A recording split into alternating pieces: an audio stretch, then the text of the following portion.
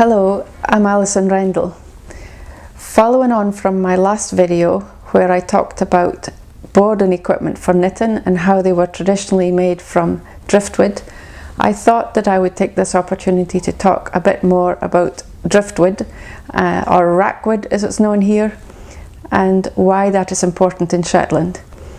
So because of Shetland's really harsh climate, there are not many trees here, and the trees that do grow take a very long time to grow, and they're usually very stunted and leaning over to one side.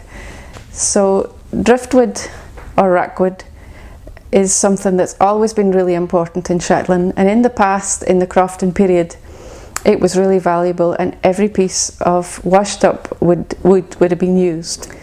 So historically, driftwood would have washed up here very often from North America and Canada.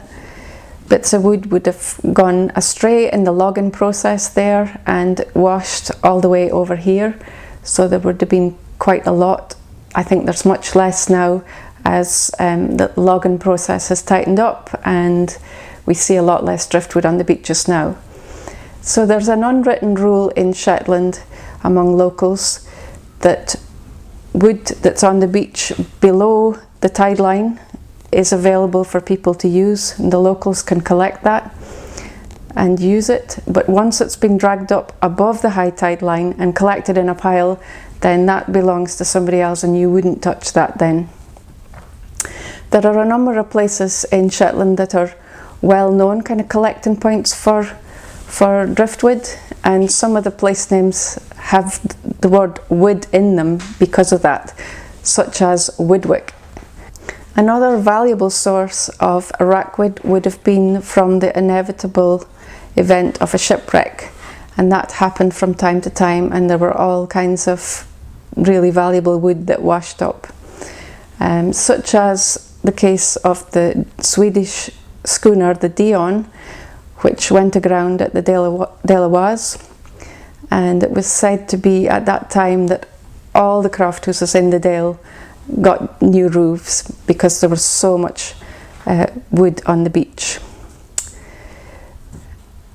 Back in the day, all the furniture inside of the craft houses would have been made from driftwood, such as resting chairs, which is a bench that people sit on, box beds, so beds were built in boxes to keep people warm, dressers and chairs, and even the spinning wheels were often made from the driftwood.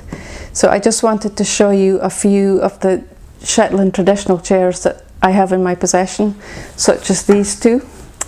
They're very rustic, and as you can see, just made with wood from the sea.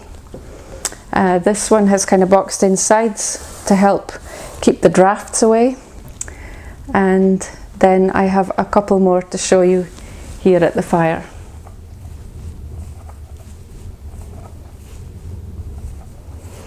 So as you can see, these chairs are still really practical and comfortable, even by today's standards, especially for my mackin. And the reason for that is that they have a really good straight back and plenty of room for arm movement. So they've been very cleverly designed with that in mind. Sadly, over the years, so many of these chairs have been lost and just thrown away and burnt on the bonfire as people made way for more modern furniture. But thankfully, due to renewed interest in Shetland heritage, these chairs are becoming valued again and more appreciated for their beauty, and have become much more highly collectible.